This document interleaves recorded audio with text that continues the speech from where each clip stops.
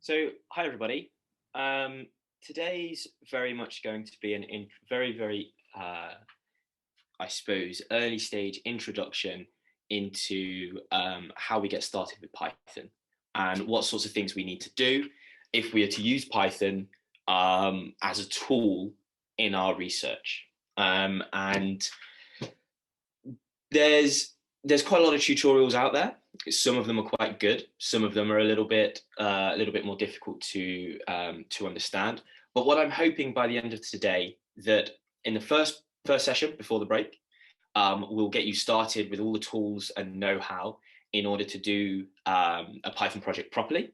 And then after the break, we're going to jump straight in at the deep end. We're going to go in with something called a package called RDKit, which some of you who know about Python for chemistry and cheminformatics might be familiar with, but it's going to be a trial by fire. And the reason we've decided to do it this way around is that it's kind of how you learn. And we'll talk you through a few key concepts within Python by using this RDKit module or this RDKit package that we use for doing chemistry with. And you'll get to see some of the cool things that Python can do.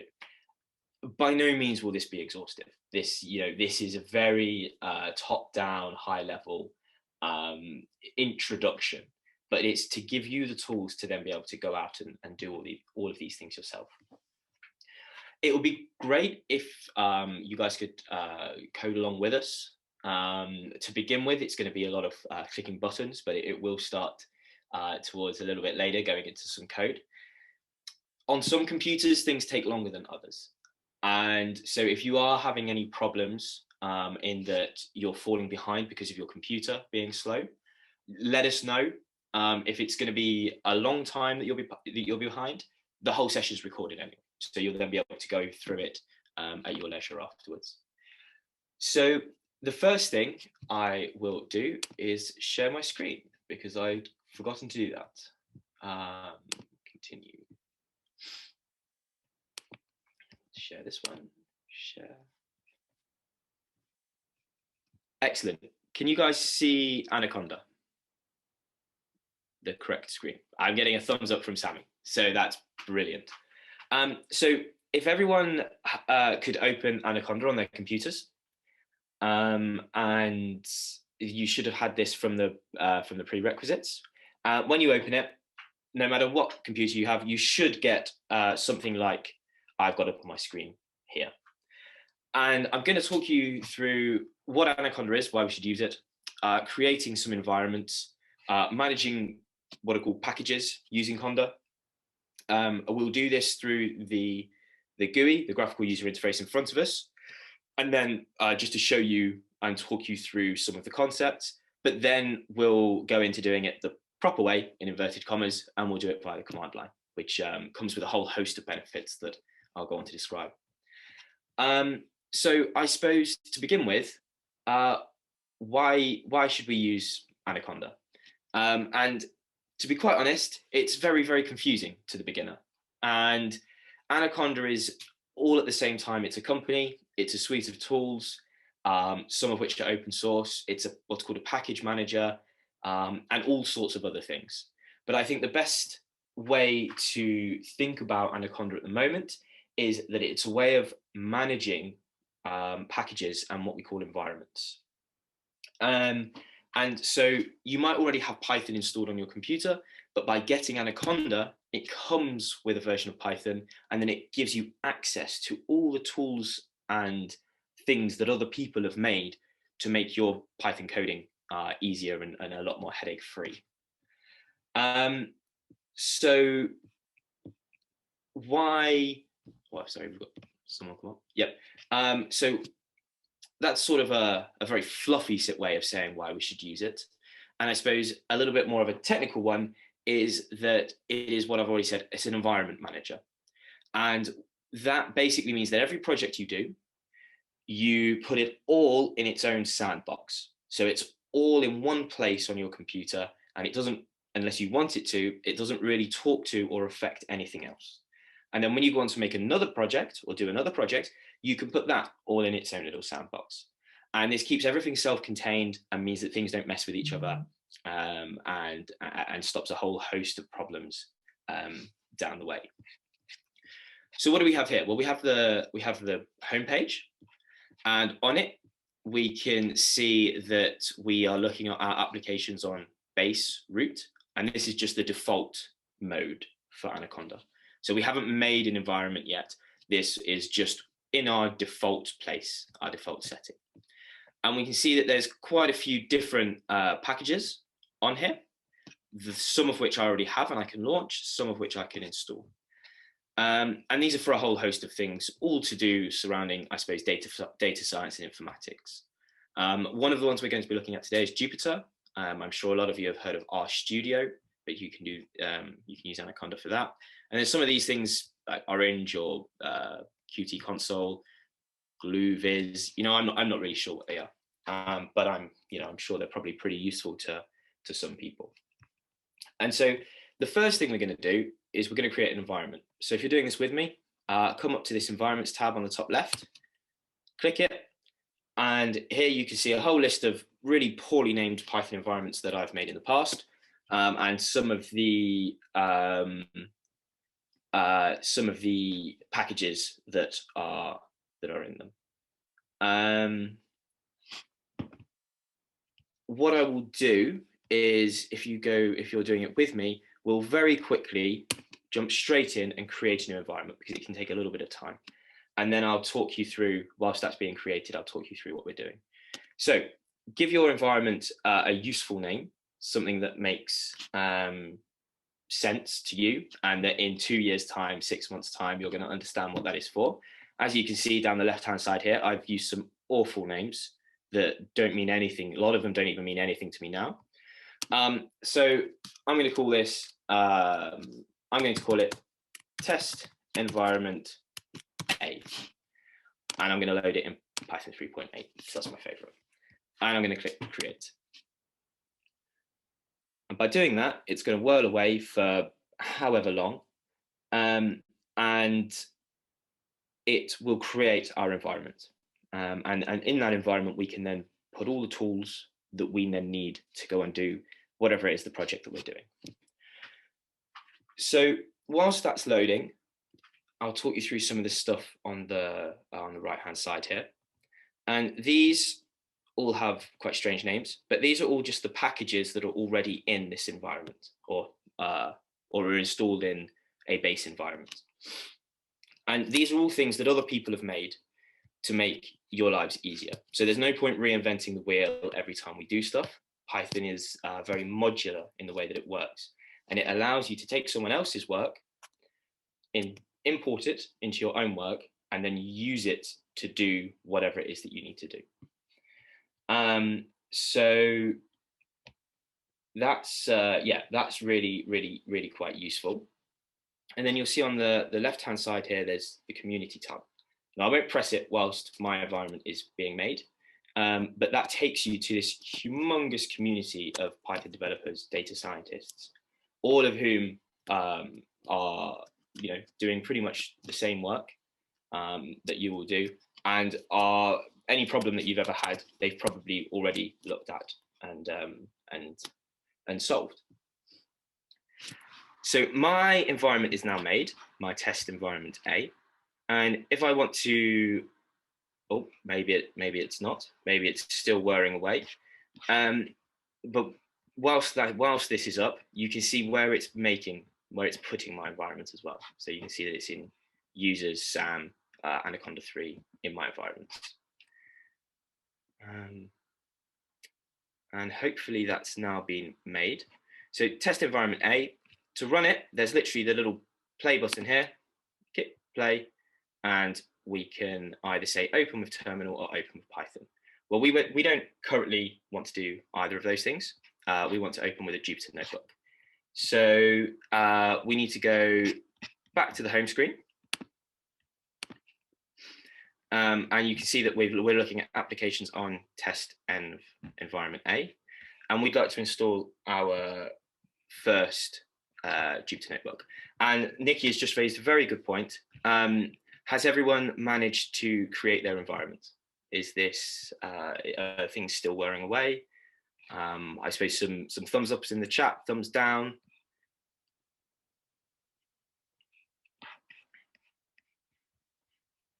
For some reason, I can't find the chat. There it is. Looks like we're getting quite a few yeses. So that's great. If anyone's computers are being slow, I know they're falling behind, send a yep. As Nikki said, you might have a different number of packages by default, so it will have to load quite a few different things. But just put a message in the chat or send it to one of us, and it'll be raised to me because I can't always see this chat for some reason. Okay, great. I'll move on. So the first one we want to, first package we want to install is Jupyter Notebooks, and we're just going to go right ahead and install it. And as it says on here, this is a web-based interactive computing notebook environment. Well, what does that really mean? Well, I think the first thing we need to do is break down what a package is. And a package is a way of breaking down, I suppose, some really unwieldy programming tasks into separate, smaller subtasks and modules.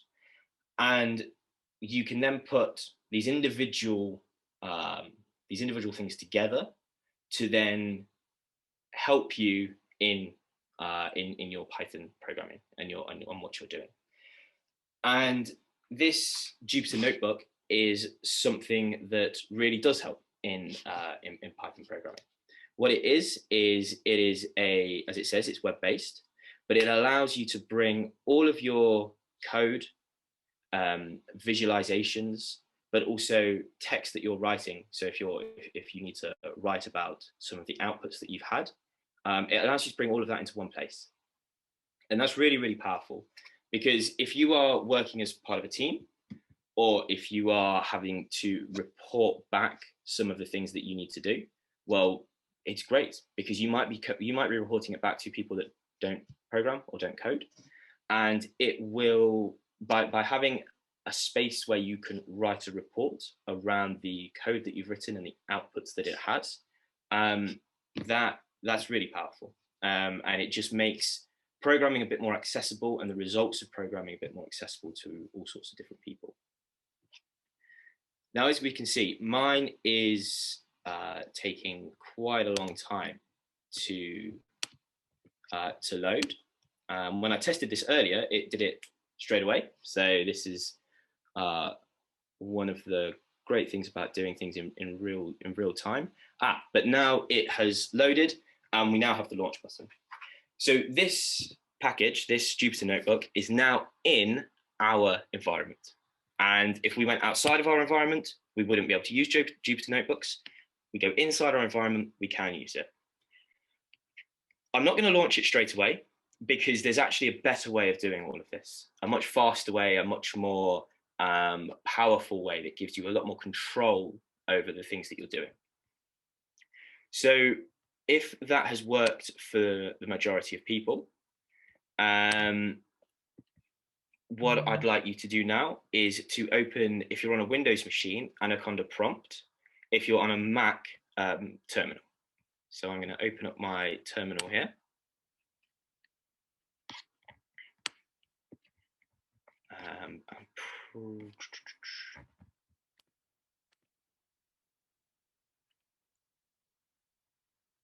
There we go. And which screen can you see? I'm never quite sure. Can you see my terminal screen, or can you still see Anaconda? Excellent, you can see my terminal.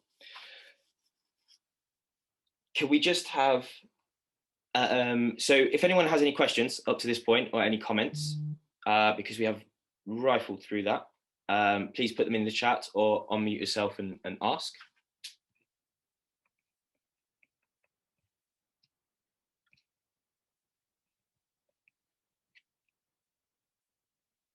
Nikki, I seem to have lost the chat, so I don't know if you can if you could be on top of that. Sorry.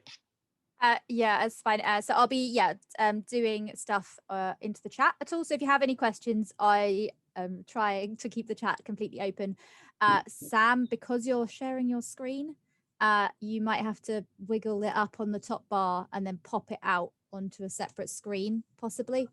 Nice. It's surprisingly awkward when you're sharing your screen, though. There we go. Yep. Understood. So we do just have a question from Rita that says, I got lost on the Anaconda prompt for Windows.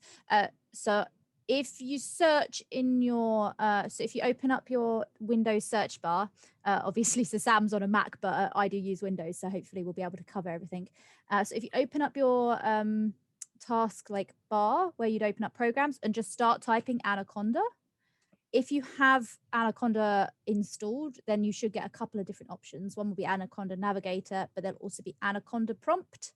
And then hopefully when you just click that to open it up, it should open it up and it will say something like brackets base C/users/your username. And then instead of having the $sign, it has an angled bracket. Oh, excellent. You found it. Cool. Brilliant. Thanks for that, Nikki. So it looks like no one's put any help messages in the chat so far after that one. So I think maybe everyone's here.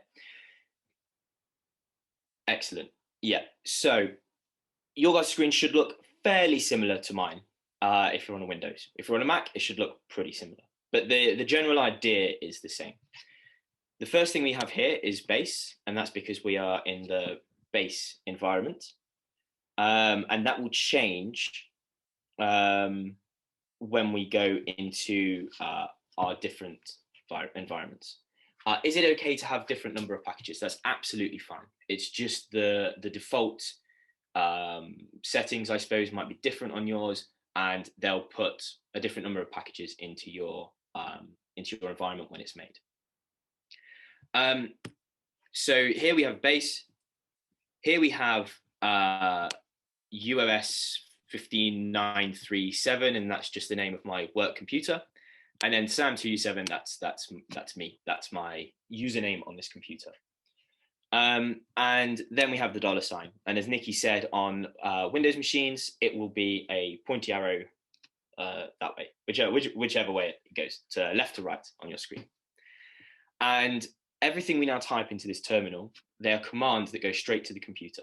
And I suppose you can already start to see why this is so much more powerful than doing it on the graphical user interface, because if we're typing commands in, we then have a lot more flexibility with what we can do, and a lot more power in the commands that we can use. And it's a lot quicker once you get used to it. So let's dive straight in. I think the first thing we should do is create an environment this way. So let's create another environment. And by doing this, we type, not in capital letters, in lowercase, conda, create, that's 2 dashes, dash name. And then we need a descriptive environment name.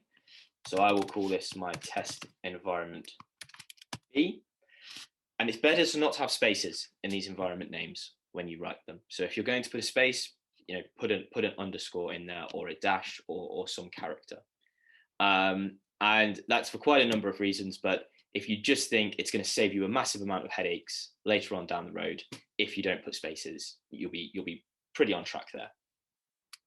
And then we need to specify what version of Python we want to use, and I'll use 3.8. So just to unpack what we've written here, we've said conda because we're using Anaconda. So we're writing a command for conda to do something. We want to create an environment. So we've said create. This is a flag where we say, right, we're about to specify the name of this environment. We then actually give it the name of our environment, and we say which version of Python we would like to use. So if I run this now, and you run it by pressing enter, you will see that it comes up with some information. It says it's collecting the packages that we need as a default to go into our environment. It's solving the environment, so trying to make the environment basically. and it's saying, right, these following new packages will be installed. Is that okay?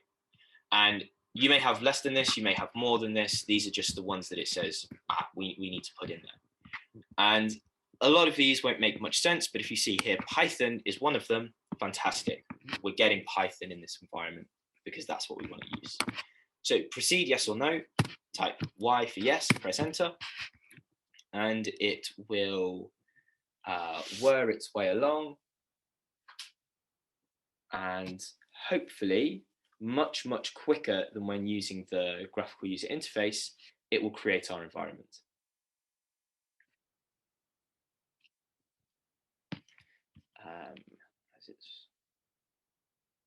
As it's whirring, he says, normally it's much quicker.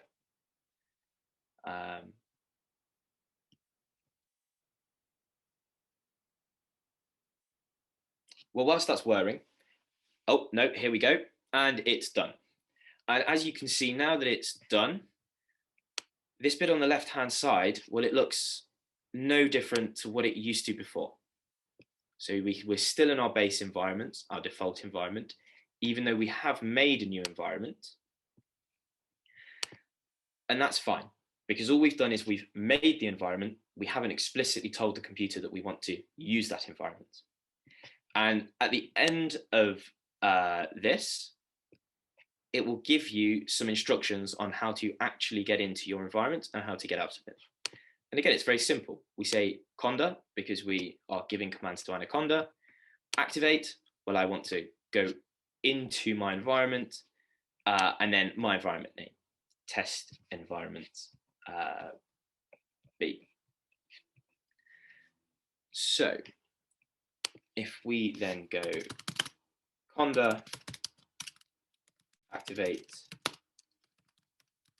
my environment name, and we press enter,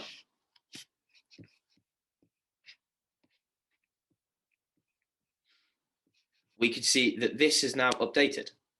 And instead of saying base here for the default base environment, it says test environment B, our environment name. And that's brilliant, because now we are inside our environment, we're inside our sandbox, and from here we can be sure that any real changes that we make shouldn't have too much of a wider effect on our wider computer system. Now that's not strictly true, but that's the general idea. So if we now type the command conda info --env, and this command is for Anaconda as usual, and we want some information about our environments, and press enter, it will bring up all of the environments we've made before. And again, your screen will look very different to this, because if you're new to Python, you won't have made any environments before, so you should just have the base environment and the one we've just made, or the two we've just made, sorry.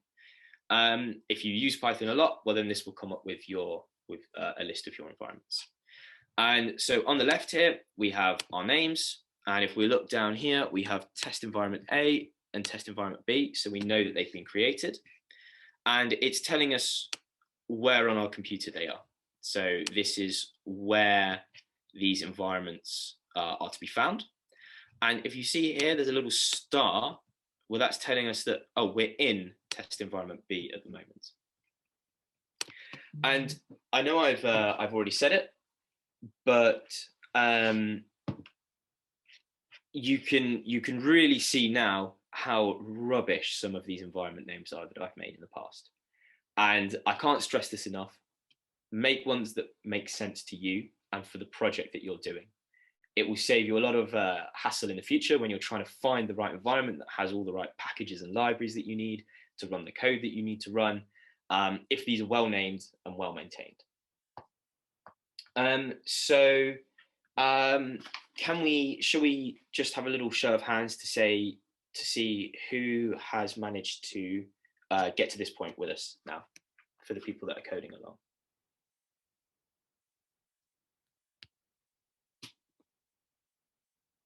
Yep.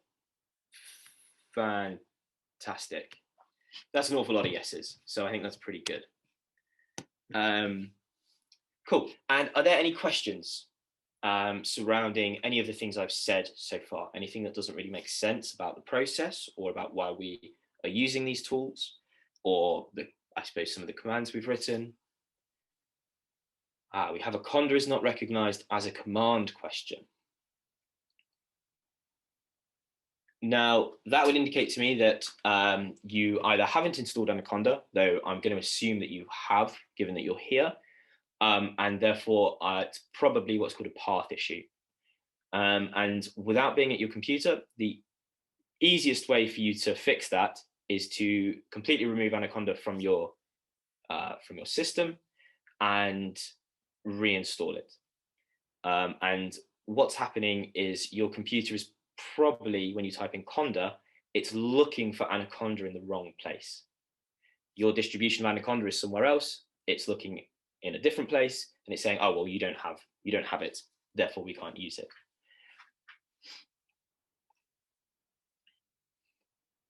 Are environments single files or packages of files like a folder? Are they for an entire project? Great question. So an environment is, at the end of the day, whatever you need it to be. So if you, the way I look at it is, and how to lead to rubbish environment. Brilliant. Yeah, we'll get to that in a second. So the way I look at an environment is that when I start a new project, I want everything that I need for that project in one place and nothing more. So if I'm flip-flopping between project A and project B in a week, I don't want them to become mixed up on my computer. I don't want the tools that I need to do them projects to be interlinking with each other, because they, at the end of the day, are separate projects. So it would, so it would be a collection of different packages, because you will probably need a lot of different packages with a lot of different functionalities for a single project. And if you were just putting a single package in there, maybe it's not worth making an environment, because it doesn't sound like a particularly large or big project. So how to delete a rubbish environment?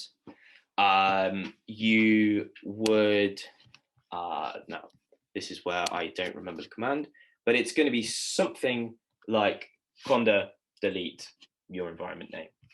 And so if we just come up here,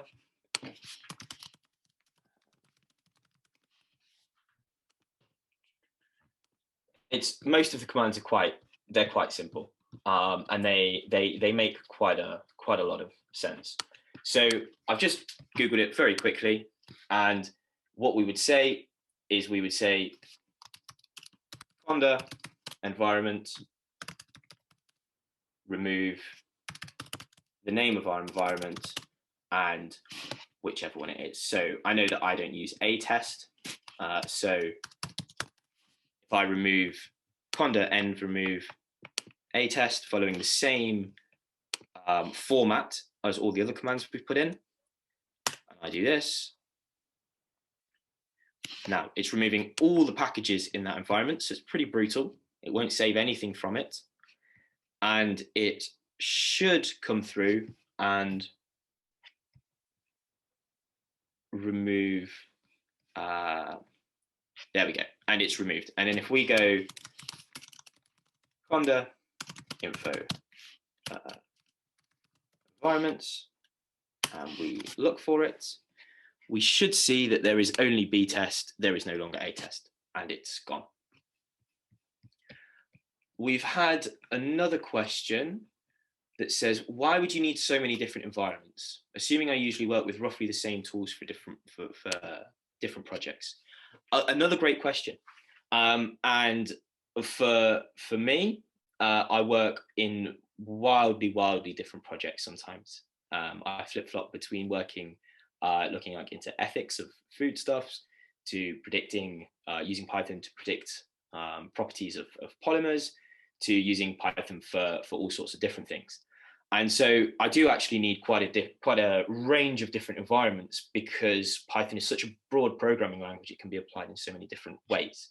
And when you apply it in a very different way, you will obviously need a whole another different set of tools. Now, if you are mostly working on similar types of projects that use similar tools, then your question is probably valid and your point is probably valid. Why can't we just use the same environment for that? But I would still, as a rule of thumb, for a separate, different project, use a separate, different environment. And that's because the tools that you will need will not be exactly the same. They will always be slightly different. If I suppose one way you could get around it is if you had like a general environment that had a general set of tools where you just wanted to test stuff and run stuff, fine, use it. You guys are the ones going to be doing this programming. The rules are not set in stone. But for each new project, I do try to create a new environment. And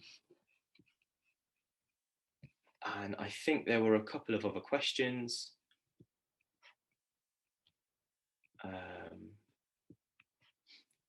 Say you have started programming on your base, can you move all the packages in your base to a new environment? Yes, there's a number of ways to do that. A little bit beyond the scope of what I like to go into today, but one of probably the simplest way of showing you, but it's probably quite a slow way, is by using the conda list command. So we're in test environment B here, and if I say conda list, it's listed all the packages in this environment. And there are ways of automating things in Bash, which is what I'm in at the moment, but that's beyond the scope of what we're doing here. But probably a very simple manual way would be to identify the packages that are here and then manually put them over. As Nikki said in the chat, because Anaconda is so well used and so well recognized, there's actually an awful lot of help out there. And so any problem that you're coming into, someone's already had it, someone solved it. There's probably a way of doing it that is really quite easy and good. David said, is the double dash, such as dash name and env, a Linux Unix thing? Yes, that's how we call these flags. And they're used in Linux as well and Unix. So a example I could give you now is if I said ls, which is to list the directories in this folder, say -a, and the -a says I want every single directory that is in this current directory. If I hadn't have put the -a, it wouldn't have given me some of the hidden ones. It would have automatically, by default, said I don't want all of them. And so these are just ways of communicating to the computer what it is exactly you want to do. Because remember, these work in logic.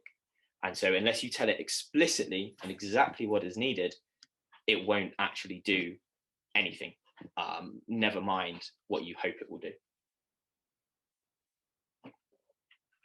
Okay, I think that's all the questions so far that were in the chat. Let me just have a look through.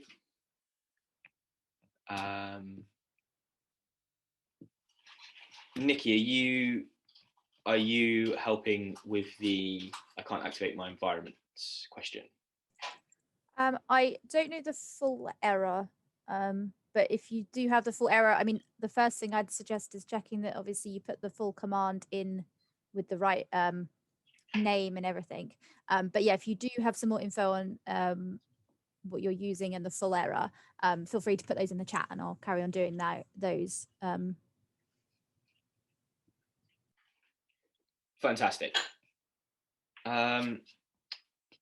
Okay, so now what we're going to do is we are going in if you've left your environment that we've created, and I don't think I've gone through that, but it's very simple. If you do want to leave it, you can just say conda deactivate and press enter. And once it's thought about it, you will see that it leaves our environment and it tells us that we've gone back to the default base environment. So it's that simple, really, really simple. So I'll just go back into the environment that we've made. Environment B. And now I just want to show you a little trick. You've seen me typing all of these commands in. And even though it is pretty fast, it's still quite laborious and slow if you have to do it all the time. So if you put your cursor into where you need to type and you press the up button, you'll see here that it has gone back to my last command that I've typed. And just to make this a bit easier to see for everybody, I will just type the clear command, which just basically scrolls everything up to the top so that we're back at the top of our screen. And I'll press the up button. And you see now the clear command was the last command we typed. And if we press up again, it goes to the command before that. Again, the command before that. Again, back through all the commands we've used whilst we've been in this session of the terminal. And I'm sure you can see how that would save quite a lot of time. So if I just come back here. Now what we need to do is we need to install a package. So clear may be just a bash command. And so it might only work on Mac. It probably won't work on your Anaconda prompt. Sorry about that. But you should still be able to use the up and down arrows to go to the previous commands that you've used and save you a lot of time. I just wanted to clear my screen so that it was a little bit simpler for you guys to see what was going on. Oh, clear did work on Windows for somebody. Don't know about that one then. All I can say is make sure you don't have any spaces when you're typing here. Don't use capital letters.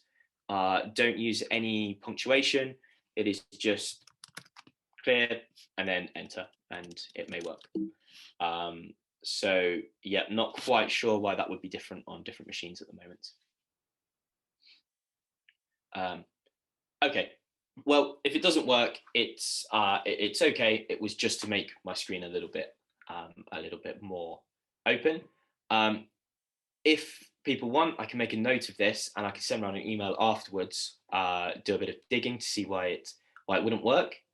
But I think this is just one of the things of working with computers. Sometimes they work, sometimes they don't, and yeah, you have to do a bit of investigation to see what's going on differently.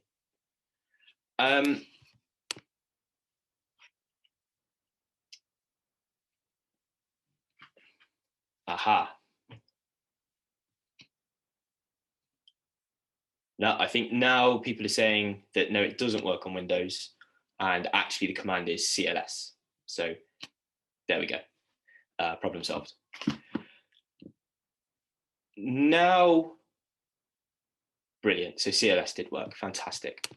So now what we need to do is we've made our environment like we did through the graphical user interface, and we now need to start populating it with packages. And if you remember back when we were on the Anaconda navigator, okay, Edwin, uninstalled and reinstalled Conda and I have the same problem with the Conda command.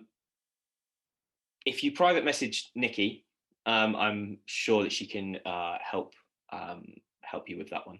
And if you still can't, Edwin, if you still can't get it to work, remember this is recorded, so afterwards you'll be able to watch it back and do it at your own pace. So we on the GUI we got our package in there by pressing download package or install package or whatever it was using our mouse, and that was great. But as you could see, there weren't that many packages to install, and they weren't that varied, and it was a little bit unclear where we would go to find other packages that we might need. So for instance, we might want something that will help us do solve mathematical equations quickly, or we might want something that will plot graphs for us, or we might want something that helps us build a web application. Anaconda, even though it has a vast library of packages, doesn't have every single package.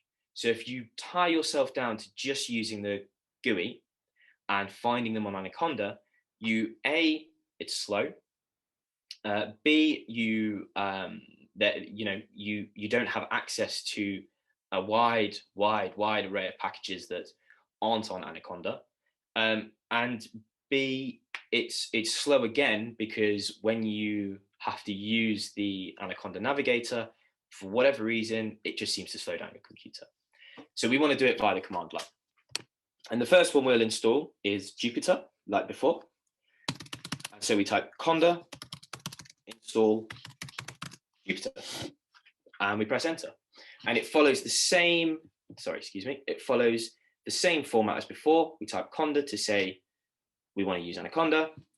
Install is the command. Jupyter is the thing we want to install. And fantastic. We go through here. It says it's collecting its packages. It might moan a little bit because we've not quite done it exactly properly, but Conda's quite clever and it will figure it out for us. And you'll see here that it's solving our environment, which means it's just trying to put Jupyter into our environment, the one that we've created just now. And again, the same format will be found. It will say the following new packages will be installed. And so apparently for Jupyter, I need every single one of these new packages. And on the right-hand side here, you can see where it's finding these packages, and they're not on my computer. They're on the core Anaconda library. But this is still just a signpost to say where they are. And it says, do I want to proceed? Yes or no? I can type Y, or I can type yes, and I can press enter. Or you can just press enter and it will go through, and it says it's preparing it all, and it will then include Jupyter into our environment. Whilst that's loading, if a package that you want is available on Anaconda, in the Anaconda distribution, that should always be your first port of call. So you should always try to do conda install the package that I want. If it's then not available, most packages are, but some pretty big ones that are very useful aren't. There is another way, and it's by using the Python package manager, and it's called pip. And once this is finished whirring, I'll just show you another way of installing these packages. And it's just as good as conda, but because we're using the whole Anaconda environment and we're using the whole ecosystem, if we can do it in conda first, we should always. And great, so we can see now on my machine at least that it's finished working. So let's just clear that again. And if we now say conda list, enter, and it has now added all sorts of Jupyter things into this environment, and that's great. Fantastic. So our test environment B now has Jupyter installed. And can we just have a show of hands to say, has everyone managed to do this via the command line?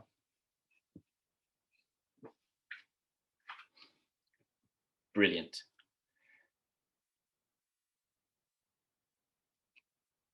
And yes, Nikki makes a very good point. Running conda list now should show a lot more packages than before.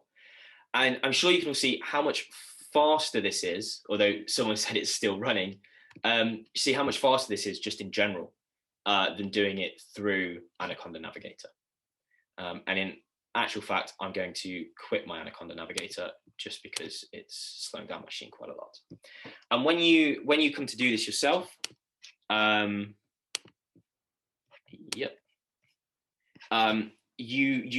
you do it via the command line, you never actually need to open the Anaconda Navigator. You can do everything through the command line. Are these local files or on the internet? So that's a very good question. And I can't actually remember with the Jupyter example, in that they come from the Anaconda distribution. They could well be on the internet, and it could be pulling it from there. I think that's probably the case. I know there are some that come pre-packaged in the Anaconda that you download onto your computer, so some might come from there. Now, what we're about to do, using pip, and again, I've not actually tested this on a Windows machine, so if it doesn't work for Windows user, I will get back to you. But if we say pip install some environment, and I won't actually run this, but we'll just say, sorry, not environment, some package. If you find that your Python package that you need isn't part of the Anaconda distribution, your next port of call should be pip. But that's a little bit outside the scope of what we're doing here. And we said, is this all possible without an internet connection? Absolutely. So creating your environment is. Downloading a package that isn't part of the core Conda part, probably not. So for instance, there is a package that we're going to use later called rdkit, and without an internet connection, you wouldn't be able to download all the things in that library, all the modules in that library that you'd need. But what you would be able to do is create a new environment, or enter a pre-made environment that you already have, and use everything that's in there. So you wouldn't need an internet connection for that. I hope that clears that up, answers that question. So now we've installed Jupyter onto our machines. That's fantastic. That's really good. We can now open and launch Jupyter Notebooks. And actually, going back to the internet connection question, Jupyter is hosted online. So without an internet connection, you won't then be able to use the Jupyter Notebooks that we've just installed into this environment. So if you type the command Jupyter Notebook, and this follows, again, I suppose a similar format, but you're basically just telling the computer that we want to open Jupyter Notebooks. We press enter.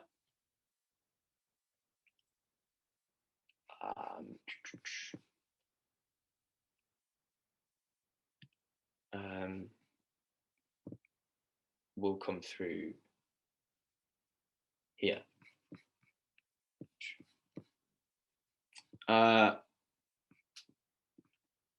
Yeah, Nikki has just corrected me there, I think, in that Jupyter does run locally. So, but it runs through your browser. So actually, you may well be able to get Jupyter without an internet connection, but other packages that you haven't downloaded, so if you hadn't already downloaded Jupyter, you would have needed an internet connection for that. So we can see that what's come up on the terminal here is that it's given us the timestamp and the notebook app, and it's basically, this is now just a diary and a log of what's going on in our Jupyter notebook. And what I need to do now is change the screen that I'm sharing. And how would I do that? Maybe if I bring this down to here and move over. Right, can everybody see now? Have we moved screen to the Jupyter Notebook screen?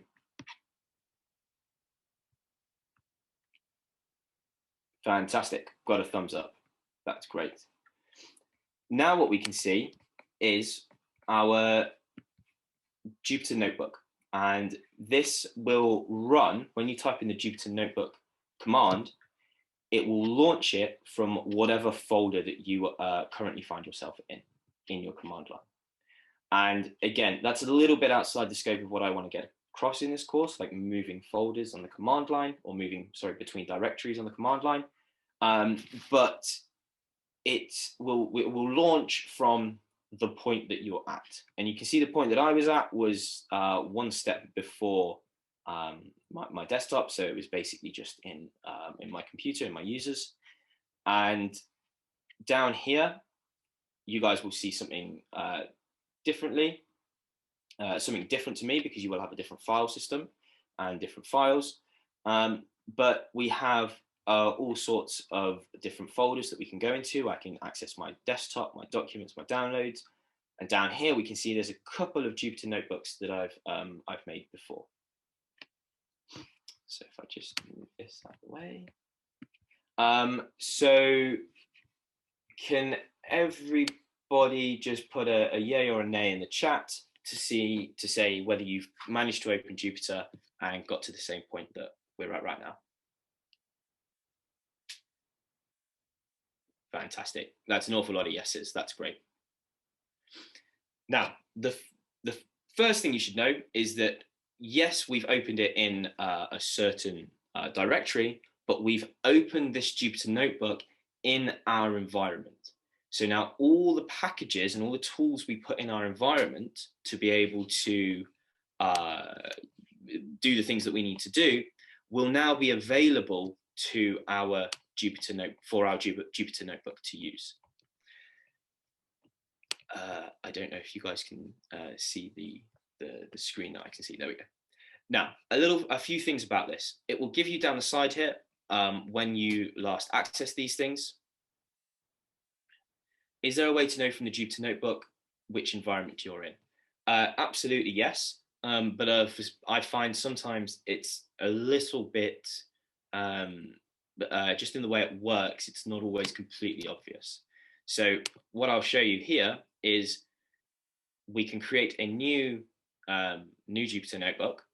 And if I create a new Python 3 Jupyter notebook, this notebook will be in the environment that we are currently in. But we can say here, actually, I would like it to be in some different environment. Now, why it's just come up with those three, when I've done quite a bit of stuff into making it not have those, I actually don't know. But you will always be able to just go into the environment open a notebook in the environment that you launched Jupyter from. So now if we click Python 3 and make this notebook, let me just try and let me just try and get the chat back to somewhere useful where I can see it.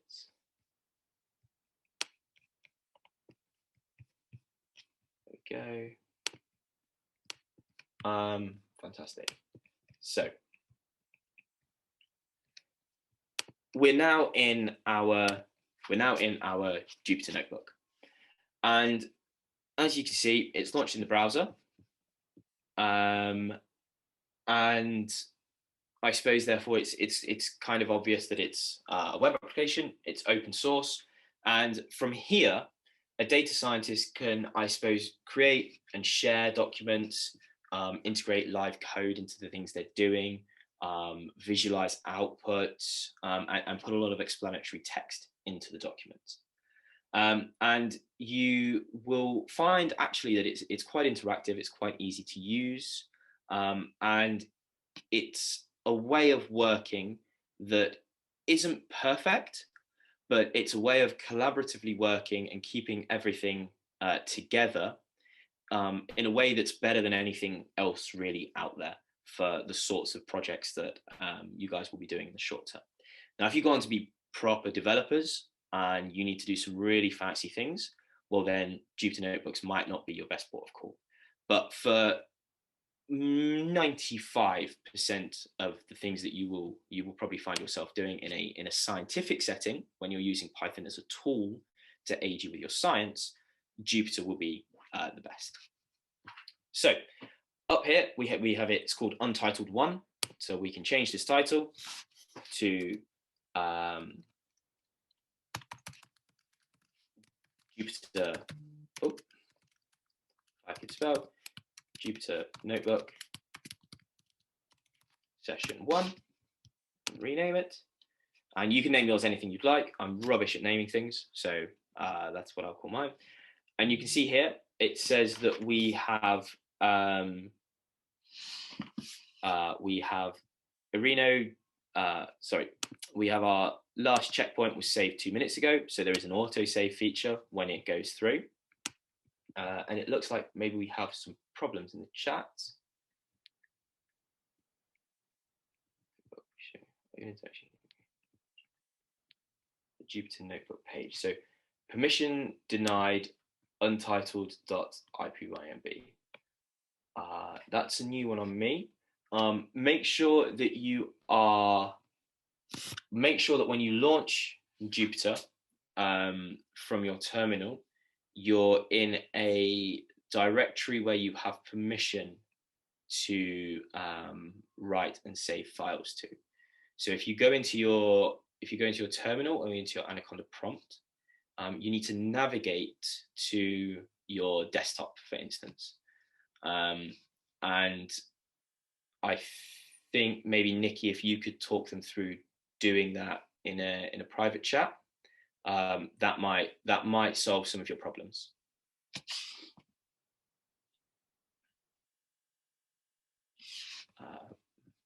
Cool. So, have the majority of people managed to get to the Jupyter Notebook front page like this? Not the front page, the where you can start writing code. Fantastic. So, but when I launched it from the GUI, that solved it. Okay, so try launching it from the GUI, and that might solve your problems. Along the top here, we have some quite familiar commands: file, edit, view, insert. We can see those from all sorts of different places. So like Word and the Microsoft Office suite. In file, we can start a new notebook. We can copy things. We can save things. We can revert to a checkpoint. So if you've been programming all day and at the end of the day you break everything because you're tired, you can revert it to something that you saved a couple of hours ago. We can print it. We can download everything, and this is a really, really clever part of Jupyter.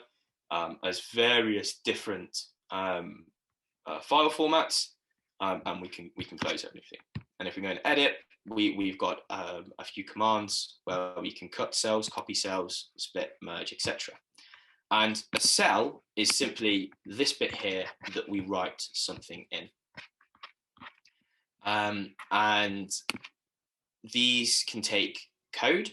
So some code could be A equals 5, and you can see the different colors come up. Or if we come to this cell button, we can change the cell type to markdown, and then we can type normal text, not code. And markdown is simply the name that we give to a cell that is not able to run code because we've changed its type. If we go back to cell type and we see code, if we now keep looking, we look at kernel. Kernel is the underlying thing that runs everything and keeps everything working. And there will be times when you have quite a few different cells of code and you just want to clear all of your outputs, or you want to just completely restart and run from the beginning. Or it might even be that you want to change your kernel to a different environment here. If we go into widgets, we can, this is a little bit beyond what we want to talk about here, but we can use some quite funky, let's call it, functionalities of Jupyter to do some really cool things. So a widget might help you make an interactive graph where people can change different parts of the graph and it shows different things within it, for instance. And then we've got our help function. We've got our save button here, which will just save. And even though it auto saves, it's always sometimes nice to just know that it has saved. And we will see that the checkpoint has changed to a few seconds ago. We have this plus button where we can add in new cells, look up button where we can delete cells. I think this one's copy. Not quite sure what that one is. Oh, paste a cell below. So copy and paste. And then here we have buttons that will allow us to move a cell above or below. It's not quite so obvious if we don't have anything in it, but if I move A down now, it's moved that cell down and up. And then we got onto the interesting things. We have the run button, stop button, reset, restart the kernel, restart and run everything.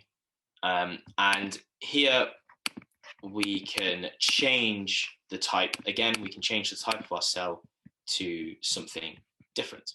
So either markdown if we want to write things, heading if we want a heading, things like that.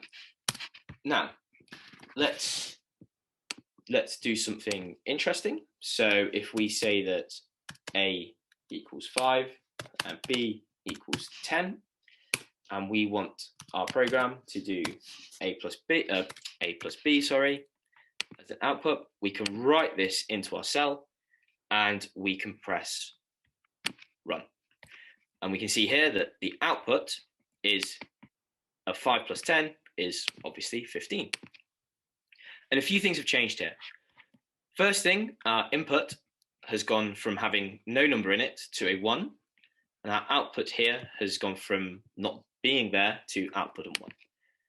And if we run this again, we'll see that it's now the second time we've run it, and it's the second output we've had. So this is a nice little way of keeping track of where you might be in terms of what you've run and what you haven't run. And there's another way of running cells. If you press Shift on your keyboard and Enter, again, it will run the cell. And here you can see it's updated to 3 and 3. Cool, but that's not very interesting, is it? That doesn't really tell us anything. And yeah, Nikki's just said Shift plus Enter will run the cell that you're in, not all the cells. There is a way to run all the cells if you press kernel, restart and run all, or if you come to here, you will see that this button runs everything in your notebook. Excuse me. So that's great. We've got some code here. How do I clear all the empty cells? So if you click onto it and you press the scissors, you will clear the cells that you've made. Great question. Why do you need more than one cell? That's a brilliant question. If you start writing a really long and involved program, so I'm a chemist, if I wanted to write a program that did some simulations of chemicals, I would need in there parts of it that would act as our vectors, so as our fake things that move around. We would need equations in there that govern the way the things move around. We would need a section in there to import all our libraries and our packages so that we don't have to reinvent the wheel. And we would need things in there that are describing what we're doing. Now, if we wrote it all in just one very long single cell and we run it, it might be that it works. But if there was something wrong somewhere, it would then be quite difficult to go back and figure out where it was wrong.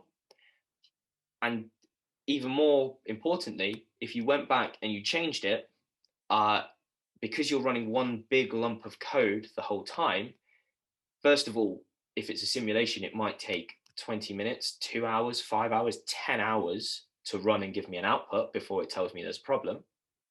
So if you go back and you change something in the middle, you then don't want to have to wait 10 hours to see if you changed it correctly. But also, if you change something in the middle, that might affect other parts of your program, and so you might just move the problem around.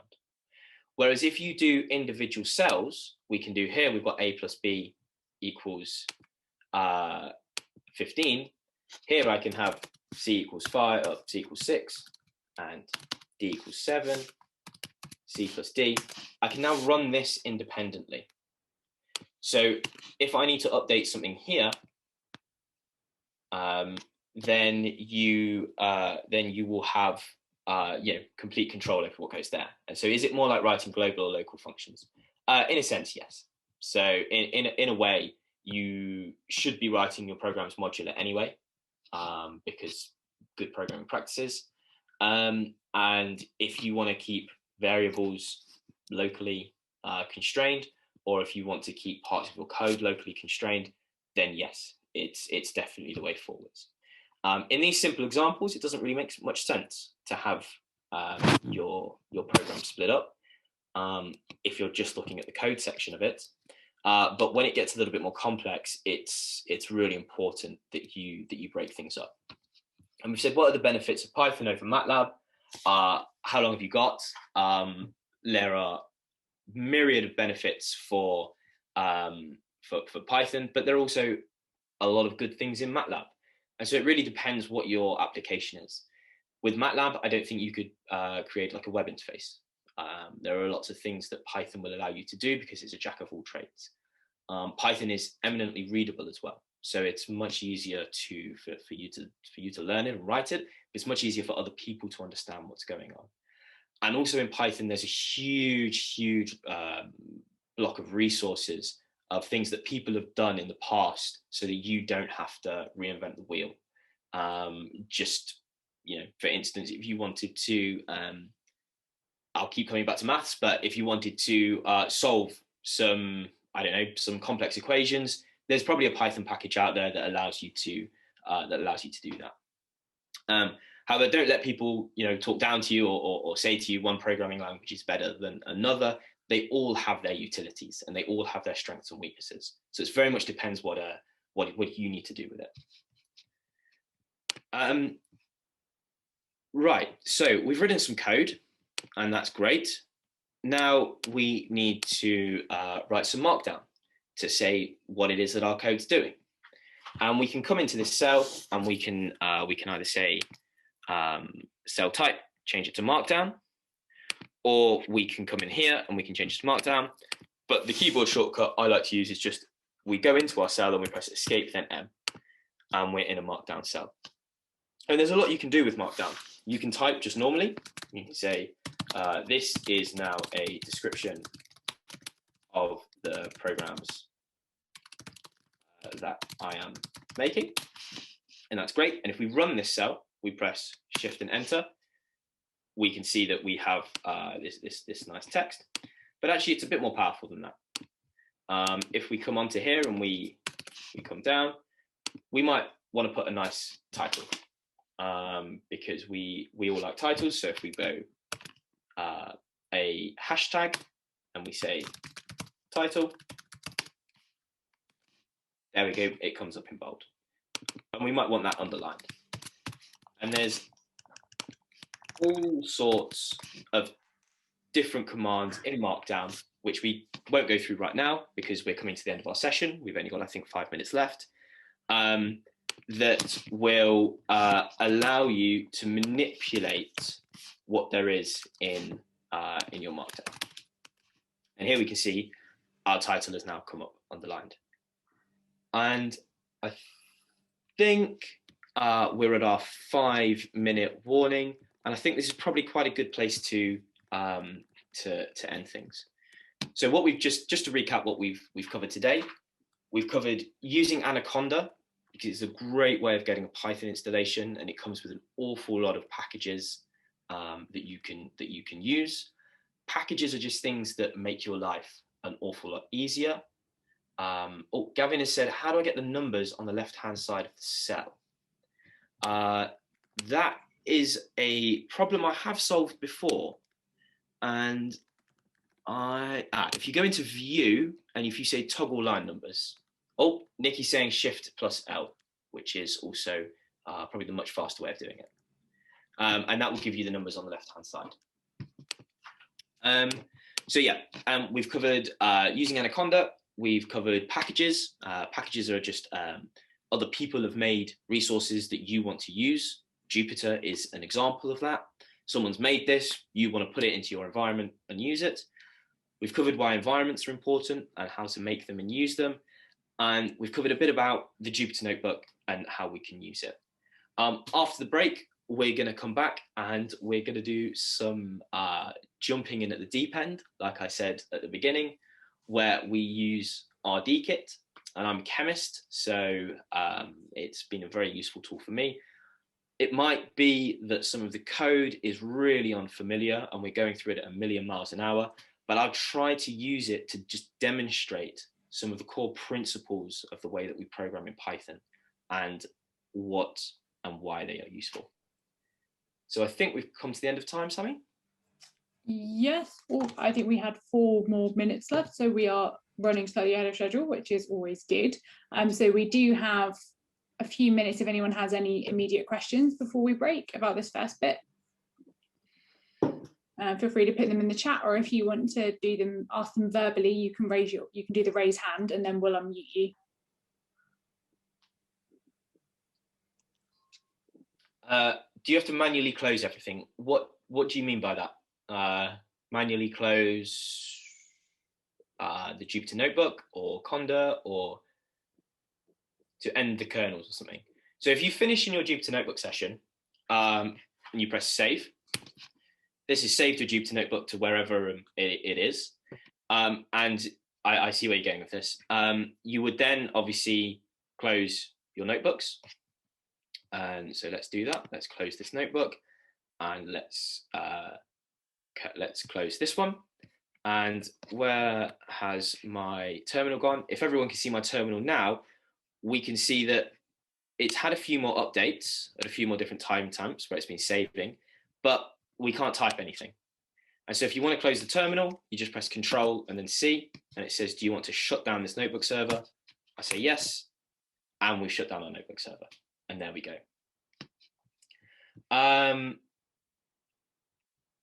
We have another question, says, in general, is it more flexible to code through the editor or through Jupyter, as Jupyter needs internet connection?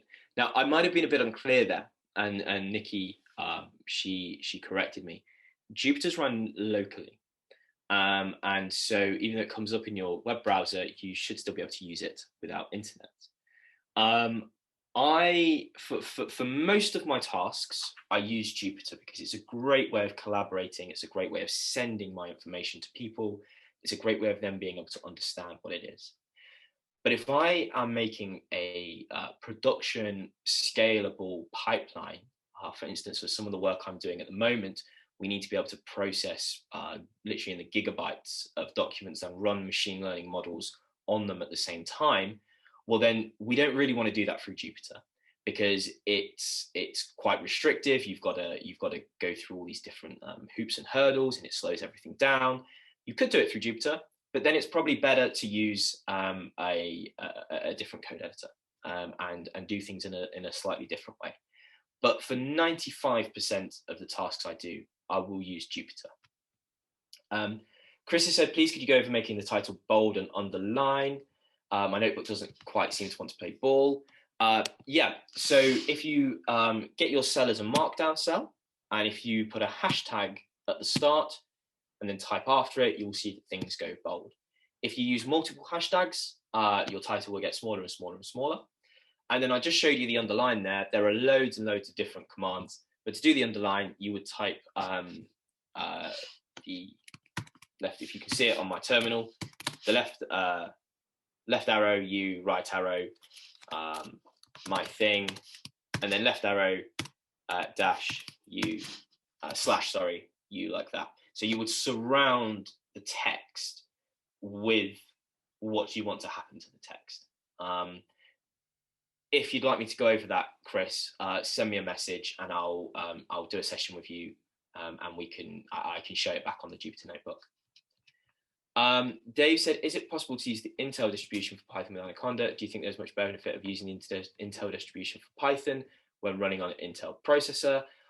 Up to you. I wouldn't personally, just because it's never really crossed my mind as why that would be a benefit, but I don't see it being a disadvantage.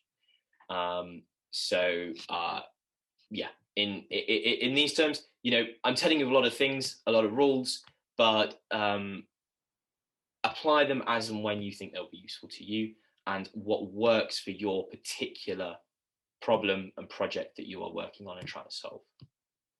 And Nikki has put, yeah, how to get bold titles and text. Ahmed said, so Jupyter is more for code sharing. That's one thing, yes, and it's very good for code sharing. It's also very good for yourselves. So for instance, if you have a big data set, you want to do some exploratory analysis on that data set, you want to produce graphs, you want to produce figures, numbers, everything that will tell you what's going on. Well, Jupyter's a great space for that because it's all self-contained. If you didn't use the notebook and you wanted to produce 20 graphs, you'd have to save them to your computer, you'd have to open them individually and look at them. Whereas with Jupyter, they will open within the notebook and be saved within the notebook. So everything that you start doing there will be self-contained, and that's really, really useful. Nikki's put a intro guide to syntax. Rolls said he can do an RStudio version from Anaconda, but can't get the most recent version. How to make Anaconda install the latest version? Roll, send us a message, and we'll work through that privately with you, because that's, you know, going through R is something slightly different to the purpose of this talk today. So I think that's all the questions. I'm not sure I've missed anything there. So if that's all the questions, I think it's time to pause for a break.